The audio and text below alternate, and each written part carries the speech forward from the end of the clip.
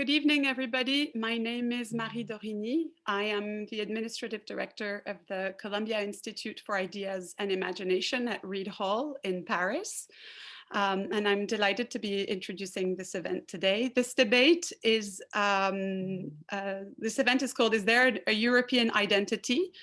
And it's part of a 12 event series on the future of Europe.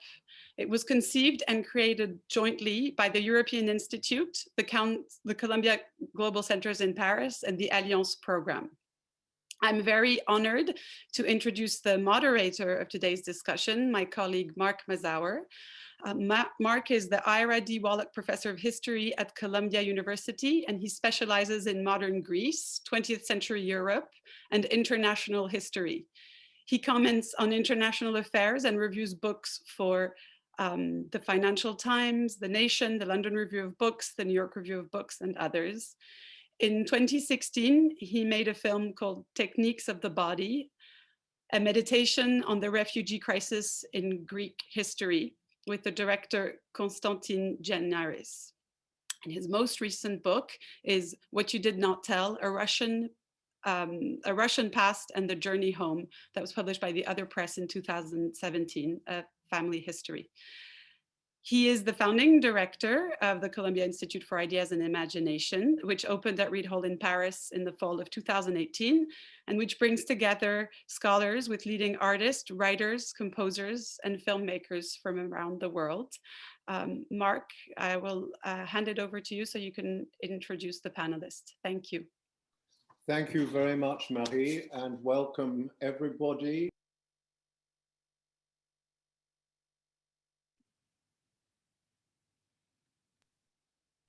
Welcome everybody to this conversation, which is the pendant to a conversation that happened a few days earlier between Thierry Grillet and Felwine Sarr on the same subject of European identity.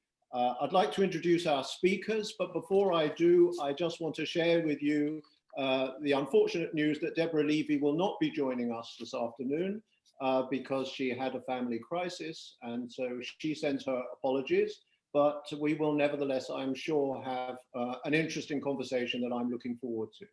Let me introduce briefly each of the three speakers, and then we will start and get the ball rolling. So let me begin with Magali Bessone, welcome, who is a professor of philosophy at Paris, Panthéon-Sorbonne, the author of several books and a large number of articles. She works on contemporary theories of justice.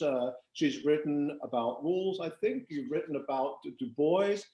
She works on critical theories of race, on questions of tolerance and multiculturalism, all of which seem to be apposite for today's subject. Then we have Riva Kastoryano, who is an emeritus senior researcher at the CNRS.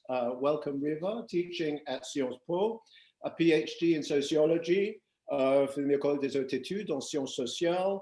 She's also, I think, still a visiting professor at the New School for Social Research in New York. And she covers a wide range of topics in political sociology, from transnational nationalism, multiculturalism. She's written on Turkey. She's a wonderful book published by her, a really original book, Burying Jihadis, that I thought was sensationally original, actually. So I'm looking forward very much to hearing what you have to say. And then great pleasure to have my colleague Mark Lilla join us, who is the Professor of Humanities at Columbia University and well known to many of you from his books and his articles in the New York Review of Books, Professor of Humanities at Columbia, who taught for many years on the Committee of Social Thought at Chicago and at New York University. Welcome, all three of you.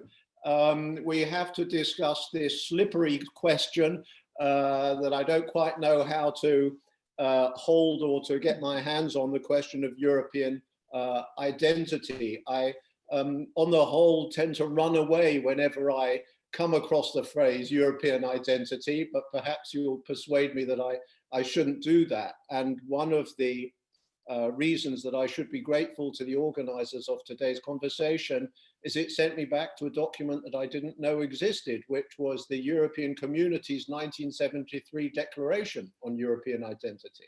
I'm ashamed to admit that I didn't know of its existence, but I was rereading it. This was, of course, a long time ago when they were closer to the Second World War than they were to us. And it was a small organization of 9 states.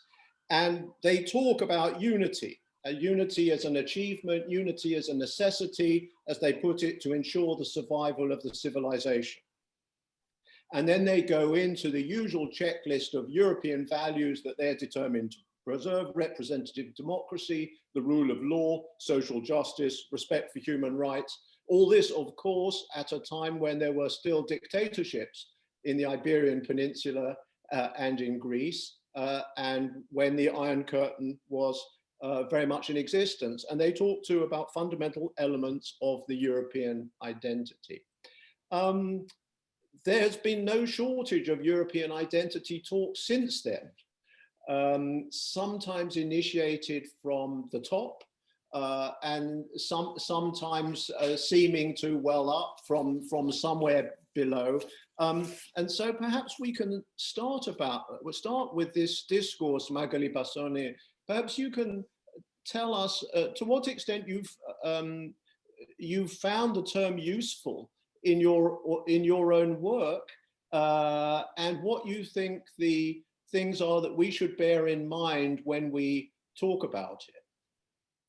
Well, thank you, and thank you very much for the invitation. So it's very interesting that you mentioned that you find the term slippery, because that's exactly what I had in mind when I was asked to think about, is there a European identity? And I personally don't like the notion of collective identity. I try to never use it either, and I'm very dubious about the need and use of the notion itself of European identity. So I don't know if I'm the right person to convince you that it's helpful in order to think about the European Union.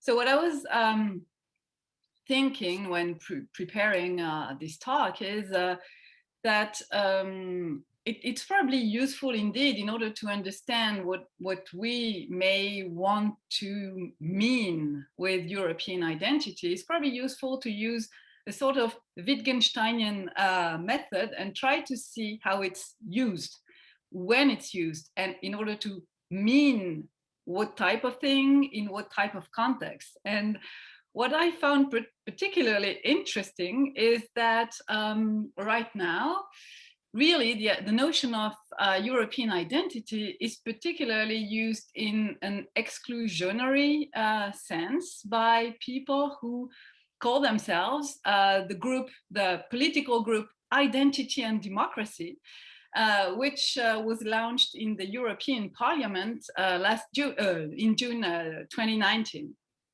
And this Identity and Democracy group, which comprises the French Rally in France, Vlaams Belang in Belgium, or Alternative for Germany, or the Salvini League in Italy, these people are very, very adamant that there is something as a European cultural identity. They think that there is a strong need for calling for a European cultural identity with very blurry characteristics. And that's also something that's very interesting. So the characteristics are essential.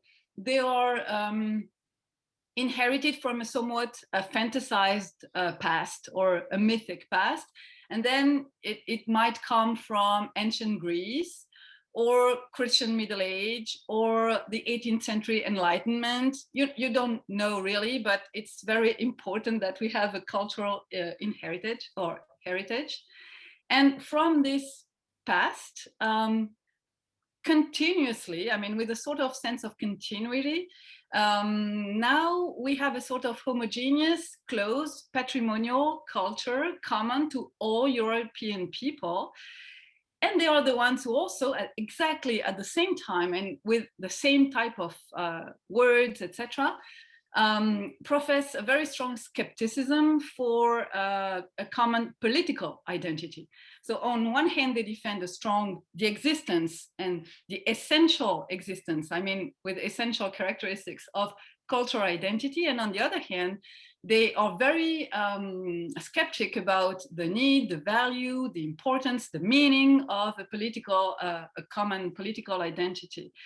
And this is what we call the identitarian bloc or the identitarian politics. And this is exactly the European identity I fear, and the European identity I really would not like to be meaningful or to work for us as Europeans. In one very important aspect, this cultural identity, as opposed to a political identity, is simply, as I said it earlier, an exclusionary identity. That is, it's a way to say we versus them. And it's a way to unite some countries simply in order to exclude other countries. So it's an identity against, it's a defensive identity. So it doesn't need to be very coherent, because it's always anyway an identity that is professed in order to push back some people that we really don't want among us or with us. So in this sense, the very idea of identity is used in order to reject others on one hand, and to reject multiple, diverse, complex, dynamic processes of identification, which would be the political meaning of identity. And in order to not commit myself to the notion of collective identity, I'd rather call it a community, or maybe, community seems to me to be safer.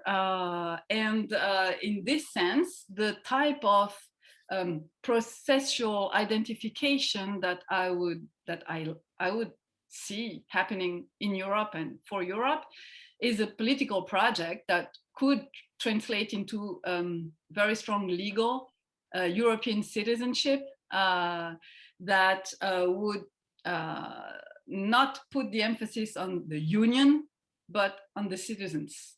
Okay. And I think that they didn't do that in 1973 in the text you mentioned. Well, maybe I can bring Riva Kastoryano in at this point, because I take the point about the issue that you have with the notion of identity. I'm curious to explore the European bit of the European identity as well. And it occurs to me that, for instance, in the early 1940s, there was certainly the right in Europe was quite comfortable talking a certain language of Europe around Berlin and around Rome, and the left was also comfortable talking a very different kind of language of Europe. So one does not necessarily need to feel that this is the talk of Europe is a lost cause. And I can't help thinking, Riva, of my own experiences growing up in England, where there are different, their identity ascriptions have different kinds of capacities to them. And so if you were a sort of North London Jewish boy growing up in the 60s and 70s, you were quite unlikely, if you were asked, to describe yourself necessarily as English, but you were very likely to describe yourself as British. British was a capacious identity that you felt quite at home in. Is there any particular reason why European can't be a capacious identity like British rather than an exclusionary identity like English? First of all, thank you for the invitation and the introduction.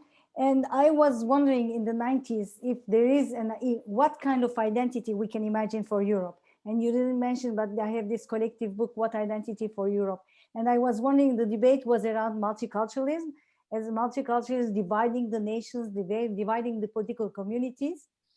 And I was wondering if the multiculturalism can be a model for a European identity.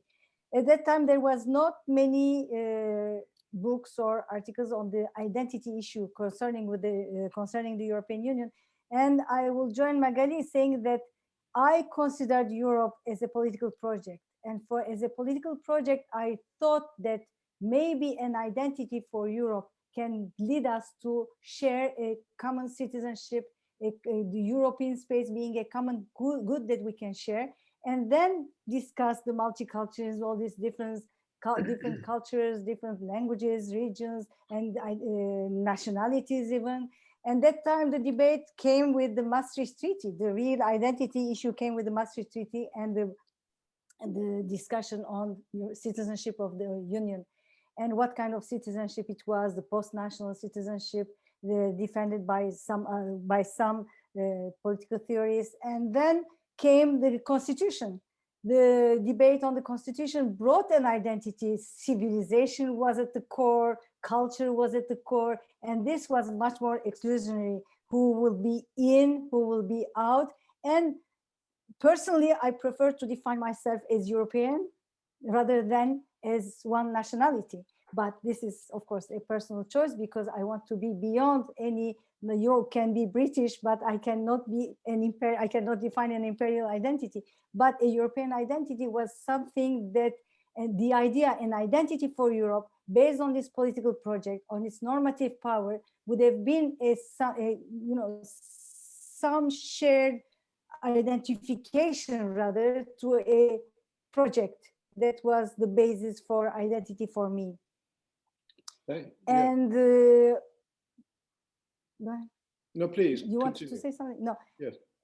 So, and with the debate on, and when Magali was saying about inclusion and exclusion, yes, you mentioned the book on Turkey. The Turkish membership was a real debate for identity of Europe. The exclusion would be on what basis? Is it geographical?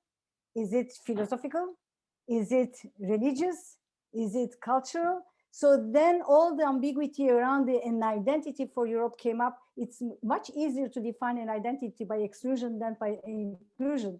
So who to include is not an issue, but who to exclude defines an identity for Europe. And that was a big challenge for Europe to define itself as a political project versus a cultural or civilizational project. And So, well, maybe I can bring in Mark, but then everybody should feel free to jump in as well. Mark, I mean, one of the things that strikes me about the discussion around European identity is how heavily constructivist it is. There's this huge energy into constructing something. Misplaced or not, I don't know, but you've written eloquently about identity politics and about the limitations of identity politics. Perhaps you could just give us your view on this debate. You know Europe extremely well. Do you think is this something that you've thought about? Is it a category that works for you? Yeah, well, I think Riva began to state something that was close to what I wanted to say to begin. Let me first back up and say that the first question to ask is why everyone is concerned about identity today, which is, I think, what you're asking, Mark, to begin with. And what kind of societies have we become such that people pose to themselves this question of identity? And you might toss off a quip saying that people who have strong identities do not talk about them. And so clearly, it would never occur to them to pose the question. And so the first thing to ask is first thing to inquire about, I think, is to where European societies are right now, Western societies, and then in other societies as well, such that this language of identity has some kind of resonance. And so therefore, we need to begin by looking at what might be absent.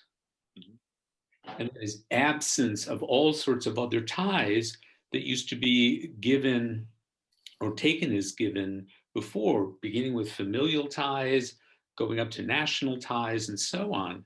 And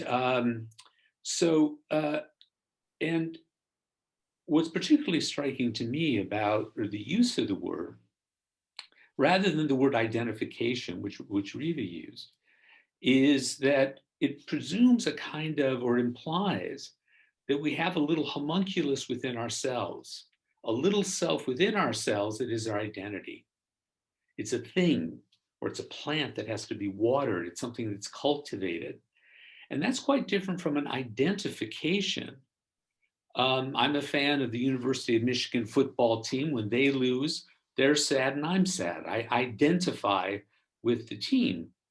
But is being a fan of the University of Michigan football team part of my identity? Not at all, right?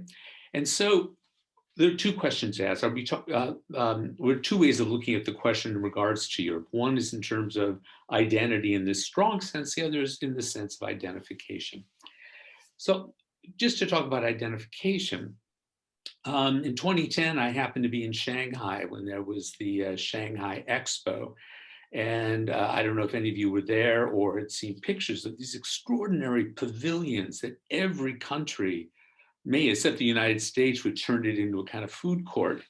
And magnificent Chinese one, which was an upside down pyramid. The Saudi Arabian one was quite beautiful.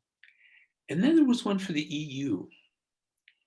And it was about the size of two little trailers, like in trailer parks. And you walked in and the walls were covered with blue and there were a few of those European stars there. And then you walked through this little maze with videos that were showing, numbers like how much trade has increased and so on a background of flags flying in Brussels.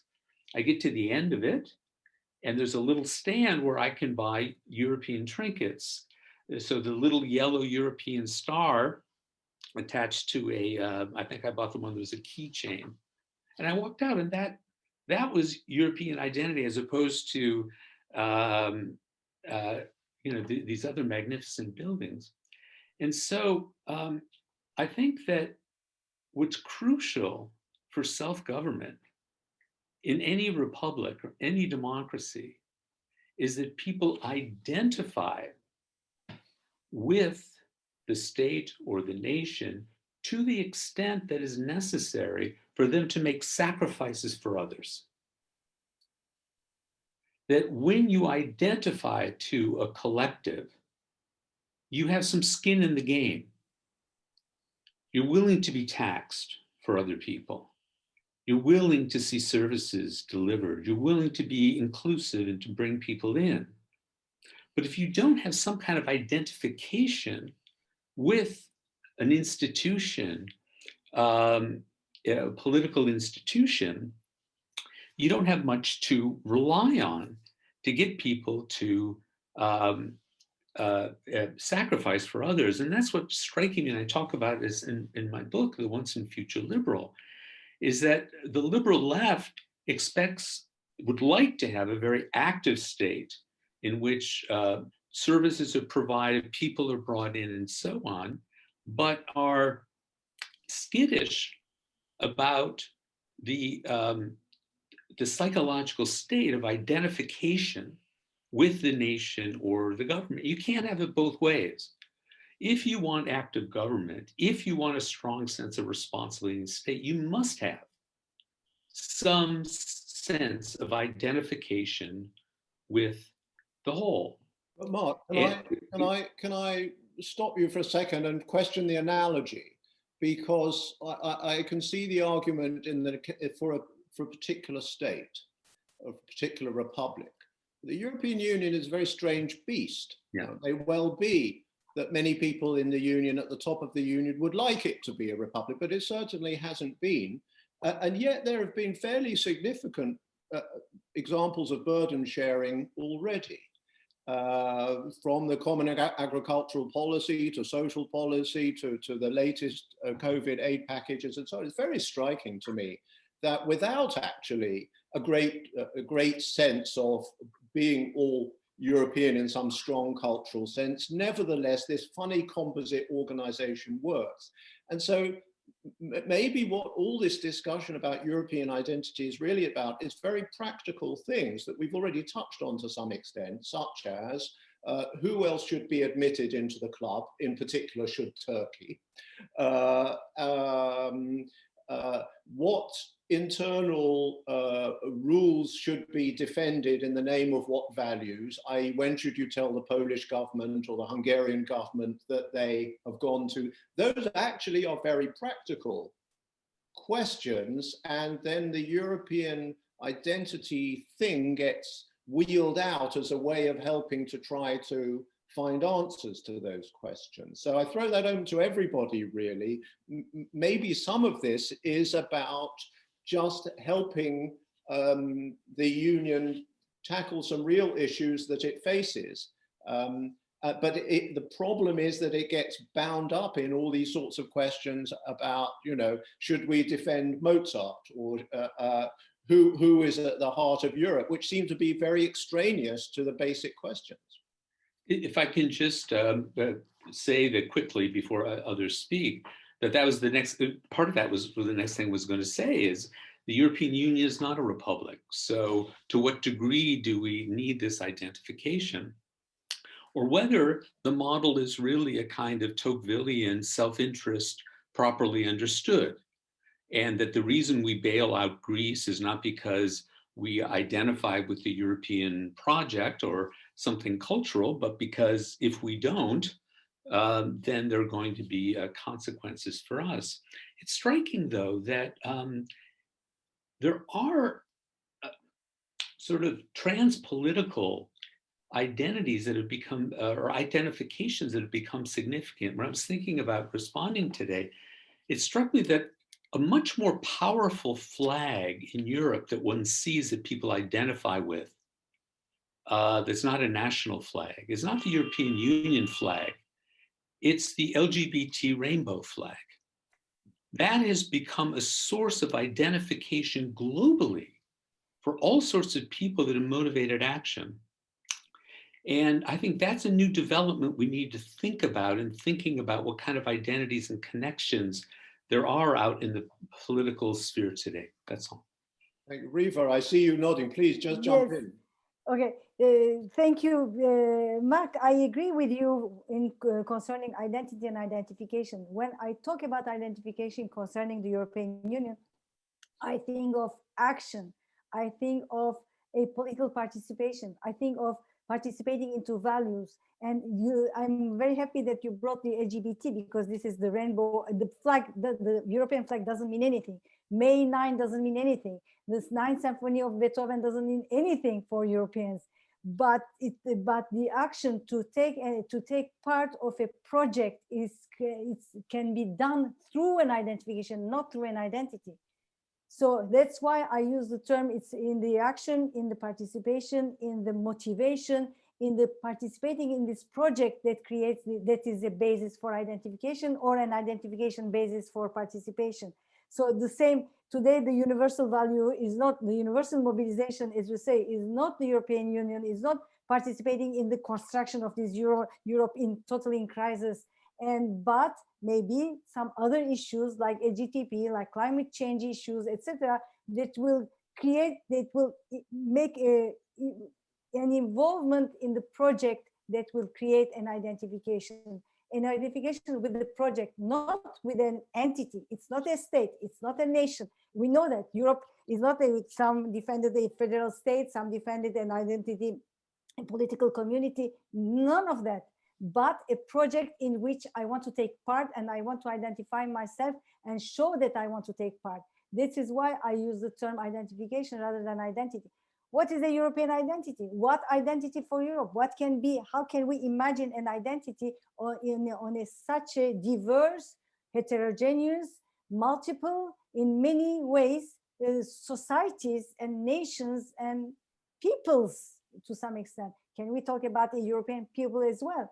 So all this identification will summarize a much more a political project rather than an utopian maybe, but a project rather than an identity that will be fixed or maybe flexible as well, moving from one space to another, but taking the project as it is and to develop it and to bring to give all its normative value, to sense to all its normative value as an ideal universalistic project. That's why I use the term identification rather than identity, which I don't see one common identity to Europe. Maybe I can throw one other thing. Magali, please. Yes, I completely agree with what was just said. And I just wanted to add something that the good thing is, I don't think that we need the cultural identity or even the notion of identity in order for Europe to achieve its political goals or its political project or itself as a political project. But I understand, I mean, I hear also what Mark was saying about the idea that you need something that justifies that people pay taxes for others. And that is something that you indeed need, the sharing of benefits and burdens within something that is a political community. But indeed, as you mentioned, I think that we do have that in Europe, and we don't need a feeling of identity or common identity in order to have something that I'd rather call solidarity or reciprocity. And you can have such involvement or commitment to burden sharing and benefits sharing because of something that is solidarity. And solidarity is not something that is necessarily grounded or based on identity or strong or thick identity, as some people call it.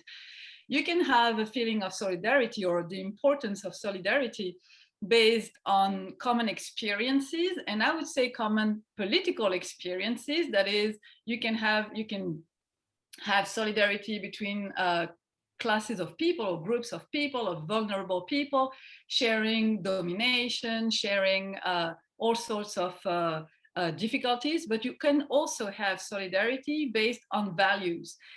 And in this sense, if you can manage to create solidarity based on common values, political commitments, principles, you can even have something that is a solidarity that expands across borders. And in this capacity, and I think we do have the possibility of creating this type of solidarity with vulnerable classes of people within Europe, then you can also have something that would be a cosmopolitan threshold or a cosmopolitan project in the making for Europe. And what do we have in Europe that makes me think that we can bet on solidarity? Political institutions that people can adopt in order to make claims. And I think that's very important. The institutional part is very important. And for that reason, but we can come back to that later, but political institution or constitution seems to me something that is really important for the European Union. But you need institutions, you also need something more informal, that is the type of social interaction based on mutual joint production of common goods or collective goods. And again, I think that we have that within Europe. And 3, values, that is, representative, I mean, the basic values that you mentioned at the beginning of the session, representative democracy, equal respect, and human rights. I mean, basic common core values. But when you say basic common core values, this is where I start to ask myself, what is it we are doing? Are we describing a state of affairs? Are we describing a set of inheritance? Are we engaged in a project? And if so, why shouldn't other people be engaged in a very different project in the name of the same outcome, namely European identity? And what difference would being engaged in all these different projects make to the business of different states and peoples in Europe getting on? Do you see what I'm saying? you say we have these core values, and I think to a certain extent you're right. 50 years ago, we didn't in Europe, or 80 years ago, we didn't.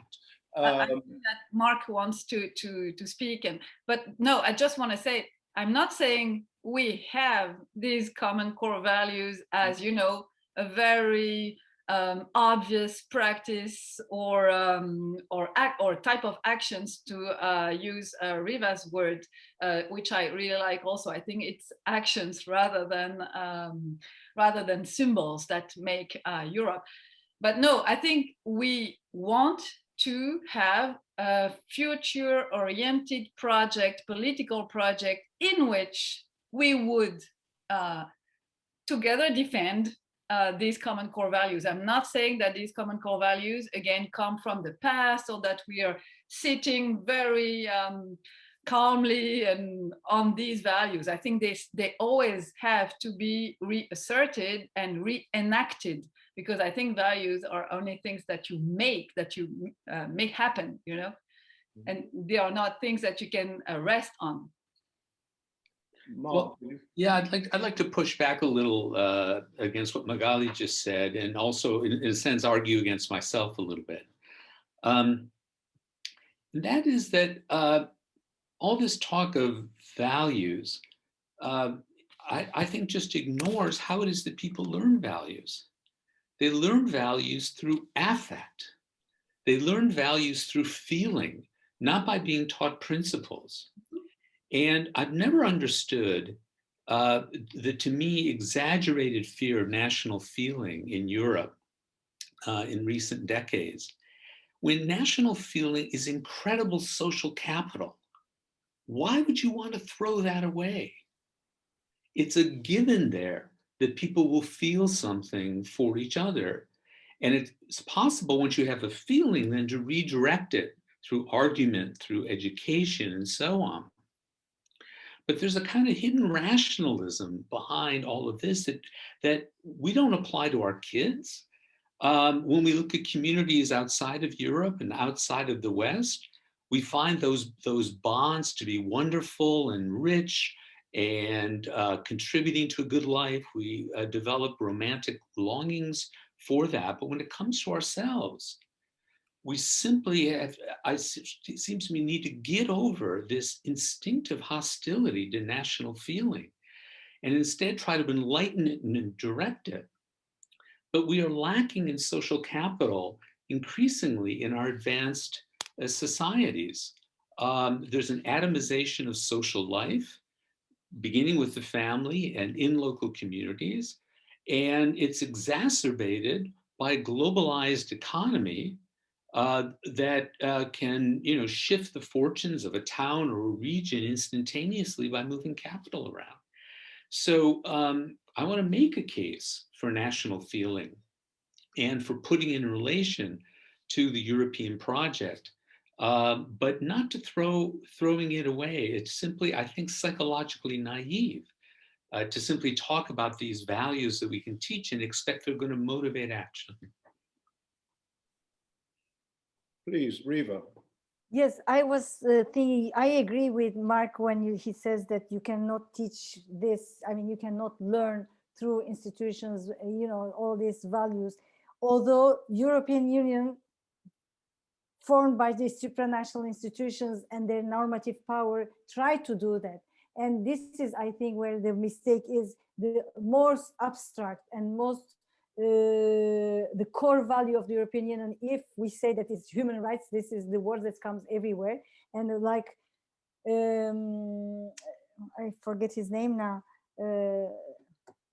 the professor of law at NYU who writes about the human rights and the European Constitution, European law. Oh, anyway. So, and when he says that the human rights is just state-oriented, but human rights is a normative discourse, normative value, and all the European Union is based on these supranational institutions who impose this normative value on states, on nations, on people, on communities. So, but I think the mistake, not the mistake, but the failure of the European identity or an identity for Europe is that this normative value does not take part of the citizen's life. So where does this value come in the citizen's life?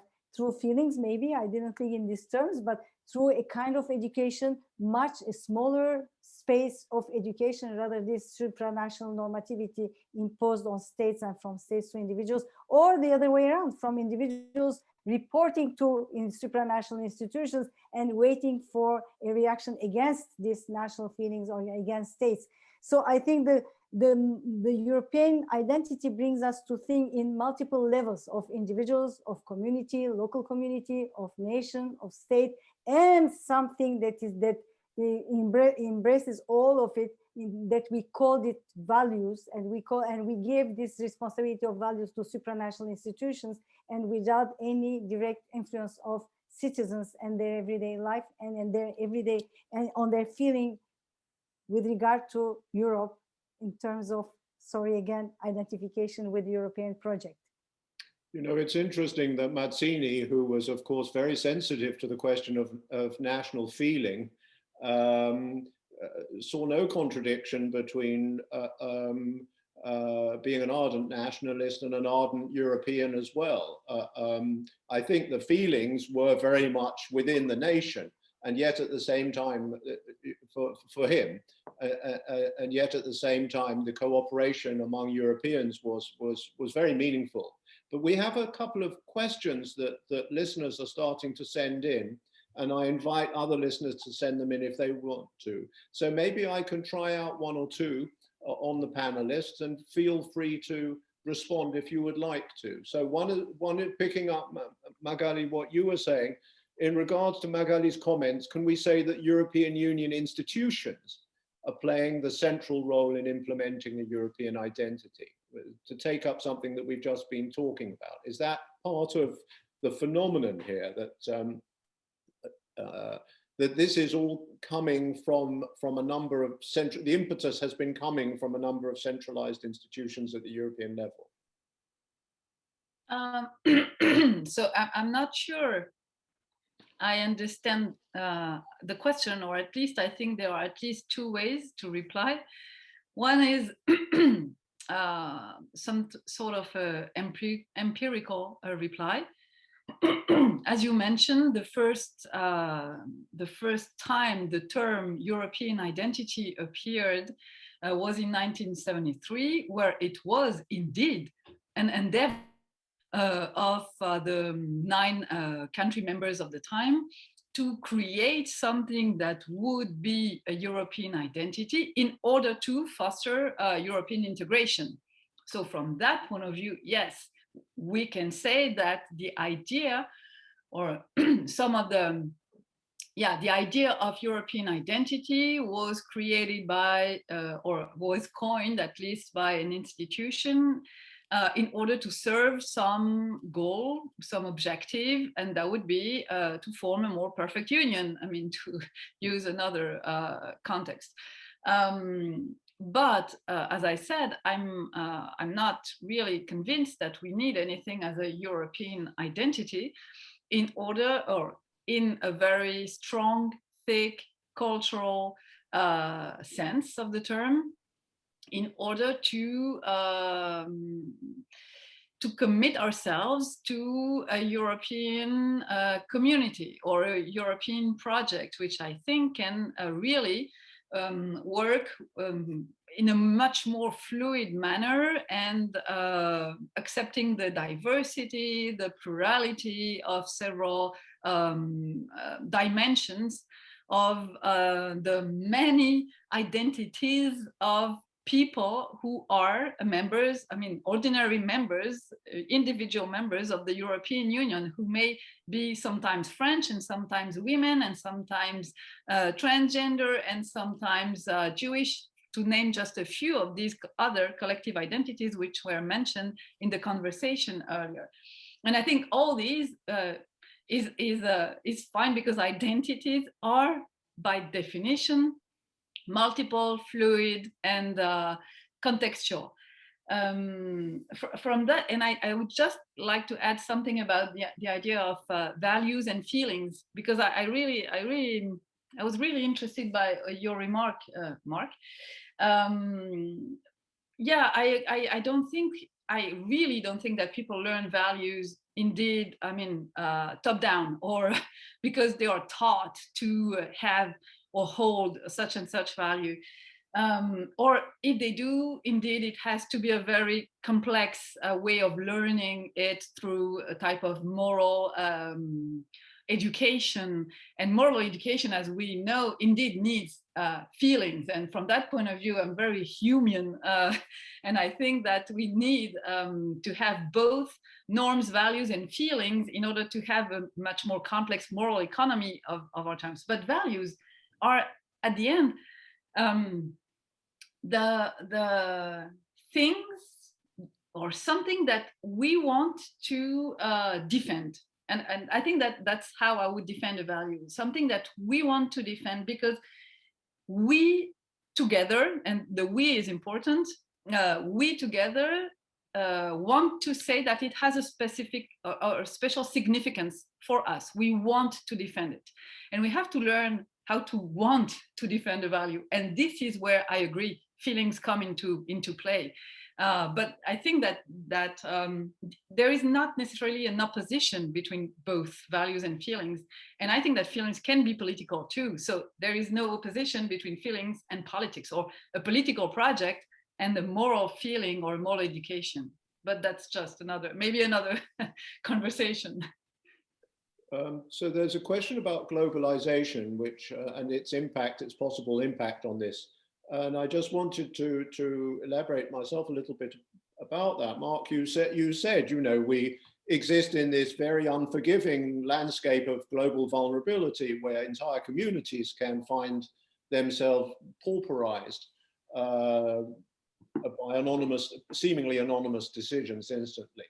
So I suppose the question arises is, are there going to be functions for Europe in the future that have not existed in the past, that are produced by the dilemmas of globalization, by the advantages of solidarity among states, against what's clearly a new powerful economic threat, relatively new powerful economic threat from China, for instance. Global warming would be another, and so on. Is the impetus to find the things that Europeans share going to intensify in coming years? Yeah, well, certainly there's the incentive there. And so, you hear different European leaders speaking differently, but to take the example of Macron, he obviously wants to think of Europe as a kind of united force economically / politically against the United States and China, so it can stand its own and not experience the pauperization that you're talking about. But if that then becomes the raison d'être of the European Union, then it seems to me you are obliged to move more in the direction of trying to instill and cultivate this feeling of identification. And obviously everyone talks about this. It requires more transparency in the institutions. And so I find, as an outside observer, sort of these contradictory either feelings or ends. One is to think of Europe as a state, which would require certain things, and the other is to think of it instead as a kind of union sharing certain values and all the rest. And there are some discourses and actions that feed into one, sometimes into the other. But I don't sense from the outside any consensus about where the locus to that resistance to globalization ought to be, whether at the European or the national level. Well, I wonder in that connection whether Brexit is going to make any difference, because now we have a laboratory test. Exactly. And how Brexit is being read in the European Union, and how the impact of Brexit will affect how people in Europe think about common values. Do you have any thoughts about that? No, I'm interested in it because it's this interesting petri dish. And one has to remember that, numerically they probably aren't significant, but in cultural significance, that there were a lot of left Brexiteers, a lot of them, and who were arguing for more economic autonomy precisely because they're worried about the kind of capitalism that we live with now. So I really think it's the place to watch. Riva, did you want to come in on this? Yeah, I just want to pick up the two things here, that Europe is not a state, coming back to the supranational institutions, can supranational institutions work like national institutions to unify or to create a political community that is unified? And if the Brexit comes just to change this this aspect of the political community, that is a falling apart community to some extent. And it's a big challenge for Europe and for Macron as well to face globalization with this kind of Europe that is falling apart to some extent, this European crisis in many ways. Within Europe, different nationalist, populist parties fighting himself against this kind of existence in France and around. And this is a big challenge. Macron wanted to take over Merkel's ambition of creating one unified Europe and the big Europe. We cannot have Europe first like America first, but it's a big challenge for Europe to face this globalization, since we must be honest, Europe doesn't exist in international politics. Europe does not exist in the Middle East. Europe does not exist it doesn't exist. When you gave the example of China, if this big foire in China, then the European flag was so tiny and so invisible to some extent, it didn't mean anything. It's not a coincidence. Politically, in international politics, Europe does not exist. So, and it does not exist as Europe. There's no European army, there's no European foreign policy, there's nothing that unifies Europe as a whole to face something that is global. And what is global within Europe, I would say, to bring in the transnational networks, what makes Europe more global is all these transnational networks traveling from all over and bringing to, looking at the migration from a migration perspective. Let me bring this into, and how Europe brings in the home countries that makes Europe maybe bigger, because these populations circulate around. So what makes Europe globalized to some extent is the circulation within and without Europe, rather than European Union as a project itself. There may be another factor that another question gets at that complicates things further, and that's the question of generations. And the questioner suggests that this is important because the generation that formed young elites in the 60s and 70s and 80s were inclined to have a very, very powerful historical consciousness of the value of European cooperation. The war was near enough to them, it had a meaning. But the generation that is now in charge and coming into power doesn't have those experiences and has a very different, in some ways more parochial, set or more global set of backgrounds. I mean, the state heads of Europe are filled with former McKinsey consultants who all speak the same global language of capital with a very self-prescribed and restricted understanding of what they can do as politicians.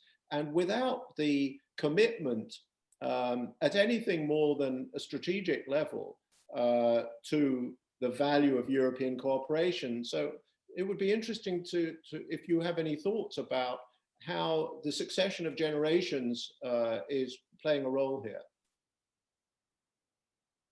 It's open to anybody, really. You have Adrian Fable's book on Europe and Europeanization, and it shows how the process of not identification, but using European space as a whole space is much more an elite phenomenon, and elite phenomenon for all generations. And now for the young generation, I wonder to what extent they don't go through this tension or contradiction between national feelings and European Europeanization through education, through exchanges, but at the same time, the new young generation identifying themselves much more with national phenomenon and with much more in populist, answering their national anxiety with a populist approach among the young generation, which is high, as we see during the elections. So there's this tension between the elite and populism that Europe is torn, I would say.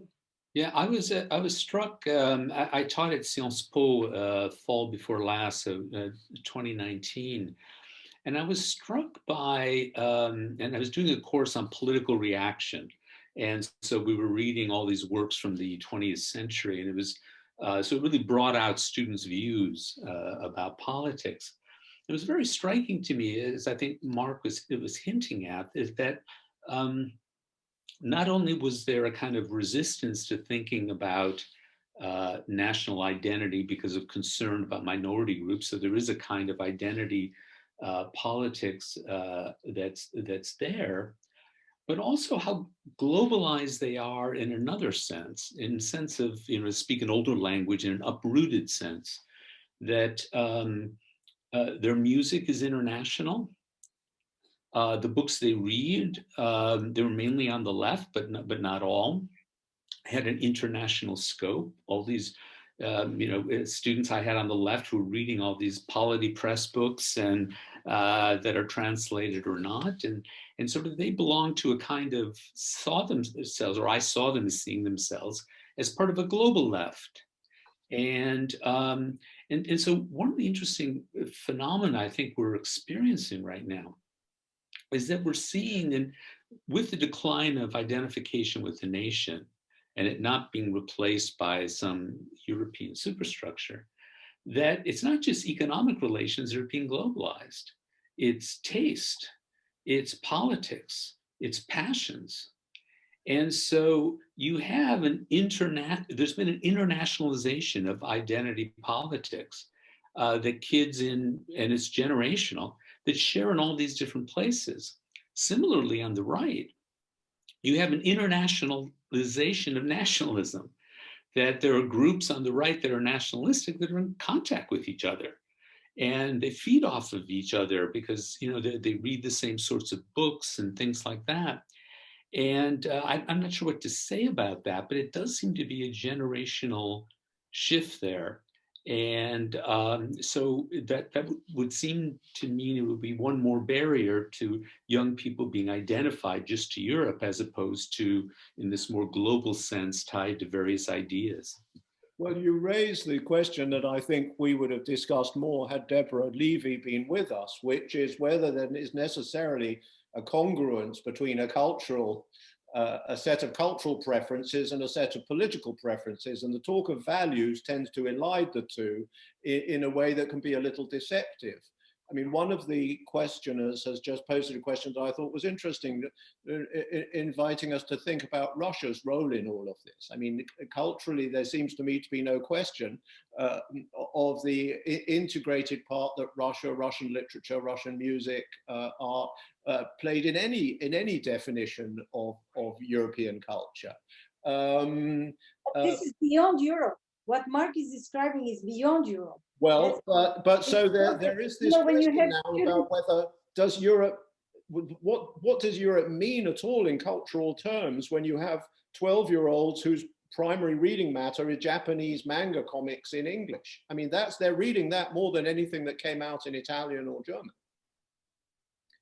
So does Europe sorry, go ahead. What Mark is describing is much more an institution that opted for internationalization, and you can have the East, the West, the South, the North, everywhere. And we don't have only American students, we don't have only European students, we have a lot of Asian students as well, and Latin American students. So what you call internationalization, Mark, of the nation, I would say the transnationalization, because it's much more a horizontal phenomenon, the connection, their relation among themselves, and maybe internet to some extent, and also all these networks, they are traveling along these networks. So, and they are sharing this I wouldn't say values, but tests, some vocabulary, rhetoric, and they are just one kind of thing. This is what I see the transnationalization. I'm not talking about just immigrants, but also you can have some music like this. Indian, the Hollywood, the Indian soap opera. What is it? Hollywood. All these new tests that are developing among these kids too. Generational phenomenon and class phenomenon. Sciences Po opts for the elite, and the elite network plays the same thing. They listen to the same music all over the world.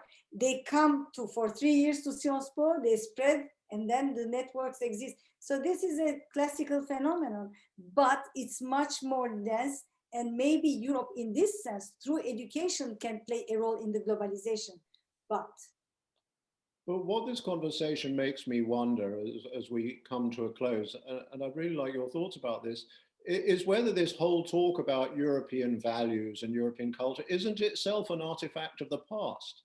I mean, when I read this, and I understand, Magali, you want to, if I understand, argue for putting it on a different basis. But when I read these declarations from 1973 or even from the 1990s, they speak to me of a different era that has almost no connection with how people actually consume culture today, or identify culturally, or identify themselves morally. The invocation that you should, if done in the right way, think of yourselves as European seems somehow superfluous in settings. And I haven't really thought about it quite in those terms until our conversation. Yes, you're right. But again, yeah, in 73, there was a very big incentive to sort of try to create a European identity in order to reply to some weaknesses in the project, so that it didn't quite work, or that it belongs to a distant past doesn't strike me as a problem, precisely if the community is yet to be achieved, or still to be achieved, or if it's an ongoing project. I don't really, it doesn't really matter that what was said in 73 actually didn't or strikes us as an old thing, Now, I don't know about the fact that all these values are obsolete. I don't know. I still believe that representative democracy may have some good chances, or that it might be worth fighting for a representative democracy. I still don't think that human rights are a thing of the past, and I still think that human rights maybe, or respect for human rights, maybe something that we could fight for or still want to achieve. And human rights, of course, have themselves evolved from the list and the representation from the 70s. So no, I still, yeah, I may be old and obsolete myself, but some of the values of the European Union still seem to me to be, future oriented projects to be realized, rather than all things from the past to be forgotten in order to move on and listen to some music. I don't know, but I'm sorry. The question is not whether the values are good or bad, because I agree with you on all of those values. The question is what is gained by describing them as European values? Well, that's maybe, but that would be something that, something that I defend. It may be a way to make Europeans more proud of Europe and less ashamed of Europe. Because I think that the young generation, but again, you were talking about your students in Sciences Po, and I'm talking about my students at Paris in philosophy, which they are probably less of the elite, but they are very much from the liberal left, I think. So they're not representative either.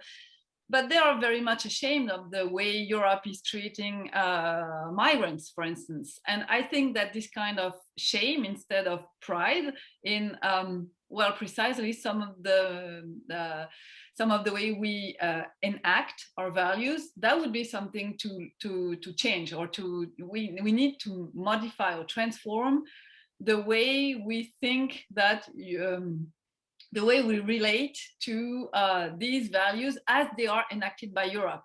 Tolerance, solidarity, reciprocity, welcoming refugees, creating solidarity with the most vulnerable, and not having this fortress union or this deregulated market, and instead working towards a more political project. That would be something that young people may find enticing, or they may want to get involved in this project. Yeah, that's interesting that you say that right at the end, because it seems to me that the rise of identity politics globally leaves us with this ambiguity of whether we're to understand it as a form of political engagement or as a form of individualism. That is, that it's not collective identity that is motivating action out in politics, but that that the concern about one's personal identity, this repli sur soi, is in this generation really depoliticizing people, except for particular engagements that engage them at the level of how they've defined themselves and their identities. So to be motivated by, let's say, LGBT politics, if that's all that you're engaged with and then withdraw, that's not the basis for a wider politics. But me, I'm torn on this question. I just don't know what the right answer is, whether the depoliticizing potential of identity politics is stronger or weaker than the potentially politicizing forces that it could unleash. We're coming to the end of our time. I wonder if any of the speakers would like any last words or reflections before we wrap up.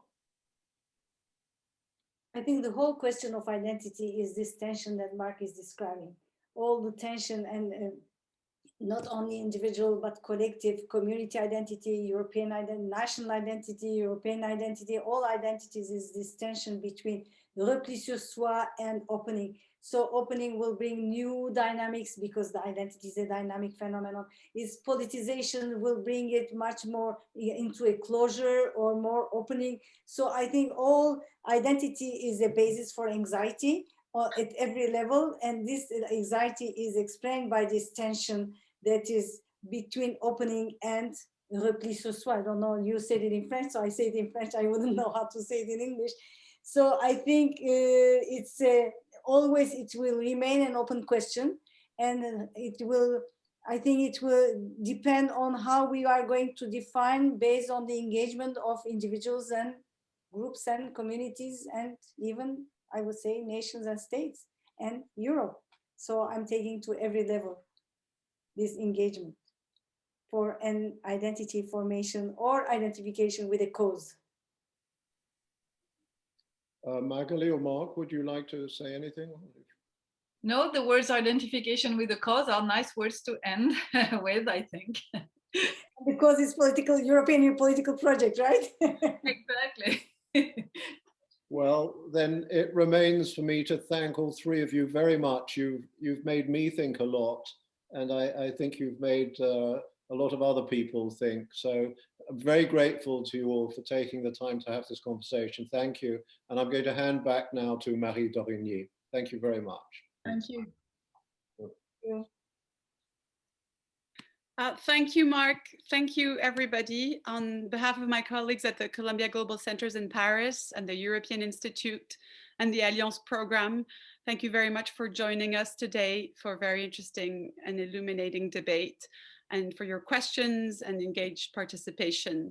I'd like to thank our panelists, Magali Bessone, Mark Lilla, Riva Kastoryano, and our moderator, Mark Mazower. And finally, I'd like to thank our co-sponsors, the Institute for Ideas and Imagination, the Columbia Alumni Association, the Columbia Maison Française, Columbia University Libraries, the European Legal Studies Center at Columbia Law School, and Le Grand Continent, Erasmus Plus program of the European Union, the advisory board of the Paris Global Center. Our final theme in this series will be Can Europe Be Sovereign on March 2nd with Thierry Grillet, who will be interviewing Pierre Aski, who's a journalist and the founder of Rue 89. And on March 9th, a panel featuring Anu Bradford, European Legal Studies Center at Columbia, David Goodhart, a journalist, Boris Rouge, Munich Security Conference, and Dominique Régnier from Sciences Po in a debate moderated by Carlo Invezzini at Ceti City College of New York. Thank you very much. Good night to the Parisians. Have a good afternoon to the Americans. Goodbye, everybody. Thank you. Thank you.